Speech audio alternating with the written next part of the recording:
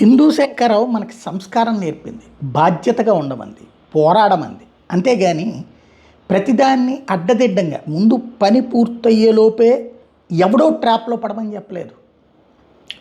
ఇప్పుడు ఒకటి సోషల్ మీడియాలో వైరల్, భక్త కన్నప్ప సినిమాకి సంబంధించినటువంటి పోస్టరు, అందులో ఏదో కాజల్ బొట్టు లేకుండా ఉందని ఒకళ్ళు, బొట్టు కొంచెం ముందు చూడండి అని ఒకళ్ళు, ఇంకోటి.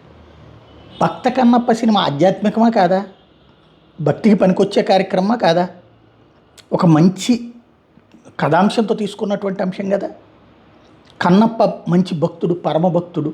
ఆ భక్తిలో ఎంత చేశాడు అన్నటువంటిది అందులో చెప్పబడింది. సినిమా చూసిన తర్వాత సినిమా నచ్చకపోతే నిశ్శబ్దంగా ఉండండి.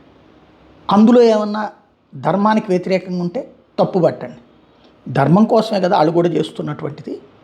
దాంట్లో మనకి ఏదో విష్ణు మీద కోపం ఉంది కాబట్టి అందులో నటించే నటులందరినీ విలన్లుగా చూడటం, లేకపోతే అందులో ధర్మానికి వ్యతిరేకంగా ఉందని ఇట్లాంటి దిక్కుమాలిన ప్రచారాల ట్రాప్లో ఎవడి మీదనో కోపం ఉండి దానికి ధర్మాన్ని వాడుకుంటాడు. సుదీర్ఘకాలంగా మన ధర్మం అట్లాగే భంగపడింది.